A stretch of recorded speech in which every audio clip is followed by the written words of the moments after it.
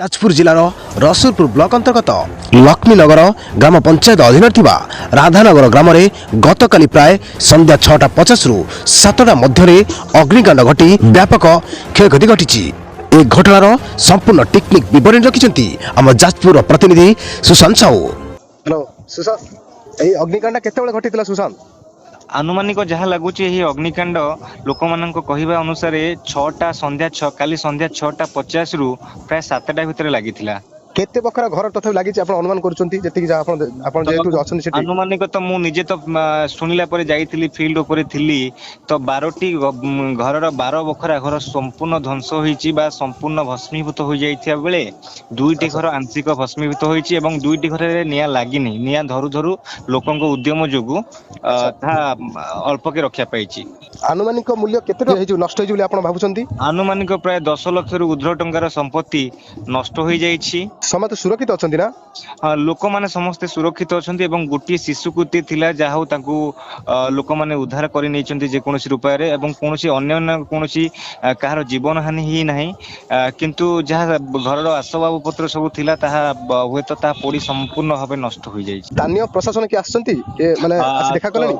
आज सकाळे मोर जाइथिली एवं सेठी स्थानीय प्रशासन बा स्थानीय सरपंच मध्य पहुंचीथिले किछि स्वेच्छासेवी अनुष्ठान मध्य पहुंचीथिले एवं बीडीओ मध्य पहुंचीथिले एवं बीडीओ को जदि हमें कहबा कथा एवं बीडीओ को सहित हमें कथा हेतिलु एवं ग्रामवासी थिले किछि मीडिया बंधु हमर थिले एवं से माने पचारि अनुसार बीडीओ कहिथिले कि तांको पय रंधा खाद्यर व्यवस्था होईची एवं तांको से मानको प्रभावित होइथिबा परिवार को से माने पॉलिथिन मध्य देइथिले एवं बीडीओ मध्य कहिथिले कि एमाननको पय सरकारी योजना जेमिति कि बिजू पक्का घर एवं प्रधानमंत्री इंदिरा आवास योजना रे सरपंच को कहिथिले कि यथाशीघ्र एमाननको अंतर्भुक्त करिया पय निर्देश देइथिले। अग्निकांड रे 6टी परिवारर 12 बखरा घर संपूर्ण भस्मीभूत होइतिया बेले 2 बखरा घर पाखापाखी आंशिक क्षतिग्रस्त होईची।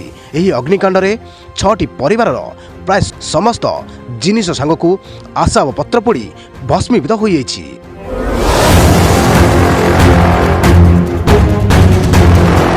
आज सकाळे स्थानीय सरपंच एवं बीडीओ घटनास्थल में पहुंची घटनार अनुध्यान करने सहित अग्निकांड रे प्रभावित होइतिबा परिवार को पॉलिथिन एवं रंधा खाद्य जोगाई देथिले एवं सेमानकु खूब शीघ्र अग्निकांड रे प्रभावित होइतिबा परिवार को बिजू पक्का घर किंबा प्रधानमंत्री आवास योजना रे सामिल करा जाई पक्का घर जोगाई देबाकू प्रतिश्रुति मध्य देथिले। एथिरे आनंद जति, मणिनाथ जति, गणिया जति, मंजुलता जतिंक अग्निकांड रे व्यापक क्षयक्षति होइतिबा आकलन करा जाउची। अग्निकांड रे प्रभावित होइतिबा मंजुलता जतिंक कहबा अनुसार से तांको झियो बाहागर पई जहाँ भी टंका सुना बासन कुसन आशाव पत्र रखिथिले ताहा पोड़ी जाई संपूर्ण ध्वंस विध्वंस हो जाइछि।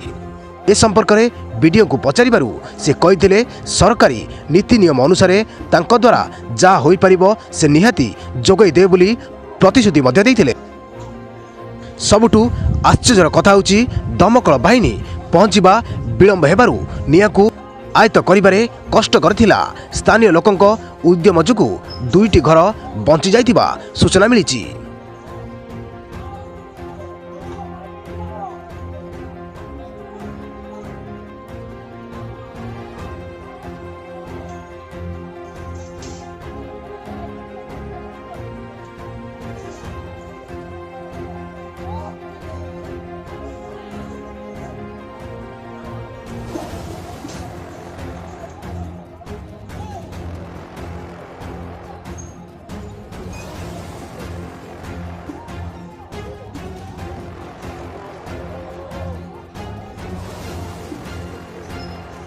एटा माउसी केमिति कोन हला?